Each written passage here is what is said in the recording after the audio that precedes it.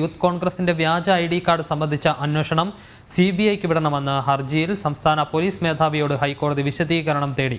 ഹർജി ക്രിസ്മസ് അവധിക്ക് ശേഷം പരിഗണിക്കും. വിവരങ്ങളുമായി രേഷ്മ ബാബു ഉണ്ട്. രേഷ്മ, ഈ അന്വേഷണം CBIക്ക് വിടണമെന്ന ആവശ്യമാണ് ഹർജിയിൽ ഉന്നയിച്ചിരിക്കുന്നത്. ഹൈക്കോടതി സംസ്ഥാന സർക്കാരിന്റെ വിശദീകരണം തേടിയിട്ടുണ്ട്.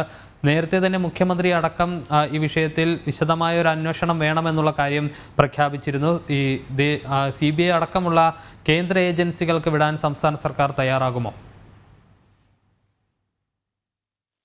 വിഷ്ണു, മൂവാറ്റുപുഴം സ്വദേശിയാണ് ഇത്തരമൊരു ഹർജിയുമായിട്ട് ഹൈക്കോടതി സമീപിച്ചത്. ഈ കേസന്വേഷണം CBIക്ക് വിടണമെന്നുള്ള ആവശ്യമാണ് ഹർജിക്കാരൻ ഉന്നയിച്ചിരിക്കുന്നത്. യൂത്ത് കോൺഗ്രസ് തെരഞ്ഞെടുപ്പിൽ വ്യാജ ID കാർഡ് എമ്പാടും ഉപയോഗിക്കപ്പെട്ടു. ഇക്കാര്യത്തിൽ കൃത്യമായിട്ടുള്ള കാര്യക്ഷമമായിട്ടുള്ള ഒരു അന്വേഷണം അനിവാര്യമാണെന്നാണ് ഹർജിക്കാരൻ ആരോപിക്കുന്നത്. നേരത്തെ മൂവാറ്റുപുഴ പോലീസ് ഇതുമായി ബന്ധപ്പെട്ട് കേസ് എടുത്തിരുന്നു. മാത്രമല്ല, തന്റെ അടക്കമുള്ള വിവരങ്ങൾ, തന്റെ മൊബൈൽ നമ്പർ അടക്കം ഉപയോഗിച്ചുകൊണ്ട് വ്യാജമായിട്ട് ഇത്തരത്തിൽ മെമ്പർഷിപ്പ് ചേർത്തിട്ടുണ്ട്.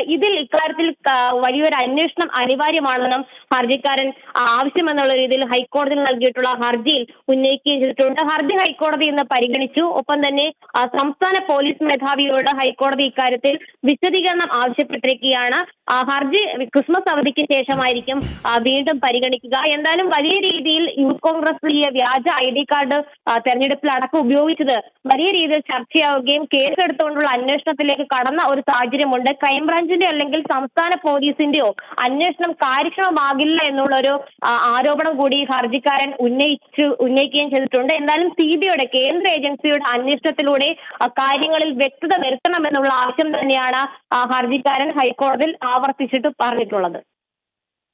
അത് തന്നെയാണ്. സംസ്ഥാന പോലീസ് മേധാവിയോട് ഹൈക്കോടതി ഇതുമായി ബന്ധപ്പെട്ട വിശദീകരണം തേടിയിട്ടുണ്ട്. വ്യാജ ID കാർഡുമായി ബന്ധപ്പെട്ട വിഷയം CBI അന്വേഷിക്കണം എന്നുള്ളതാണ് ഹർജിയിലെ ആവശ്യം. രേഷ്മ ബാബു ആണ് വിശദാംശങ്ങൾ നൽകിയത്.